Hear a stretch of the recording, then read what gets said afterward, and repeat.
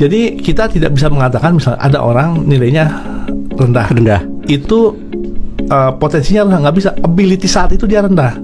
Tetapi potensi dia mungkin sangat besar. Sebenarnya pada dasarnya setiap orang ini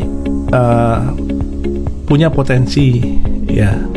Nah, jadi ada yang namanya potensi, ada yang namanya ability, gitu. Jadi kita tidak bisa mengatakan misalnya ada orang nilainya rendah. Itu potensinya rendah, nggak bisa. Ability saat itu dia rendah.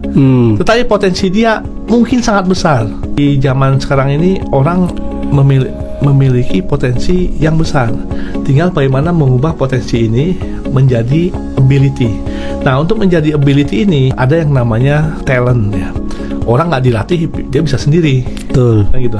Terus yang kedua, ya tadi kita lihat, bisa ada orang pintar, tetapi kemudian environment dia membuat dia malas, gitu kayak gitu.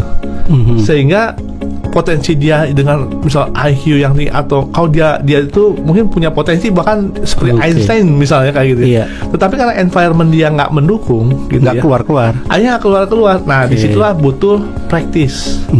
Butuh practice yang kemudian berulang dengan practice yang tepat, lingkungan yang tepat, kemudian akhirnya potensi itu berubah menjadi ability tadi, gitu. Nah, sehingga mengenai tadi 6 bulan bisa nggak? Bisa, ya. Tinggal kita lihat tadi orang ini kan ada sekarang zaman assessment awal, ya. Ada namanya psikotes, TPA. Itu kan kelihatan ini potensinya sampai mana. Nah, kemudian berikutnya adalah training seperti apa yang kemudian bisa menampilkan ability dia. Kita kan sudah sering mendengar ini, seperti misal senior kita Profesor Yohanes Surya, misalnya. Beliau melatih anak-anak Papua. Ternyata bisa jadi juara Olimpiade, ya. Nah, kita sering melihat misal ada mahasiswa Papua datang ke Jakarta dengan afirmasi. Itu di awal sulit adaptasi karena misal matematika, fisika, kimianya kurang karena apa? Karena memang mereka kurang terekspos dengan pelajaran itu.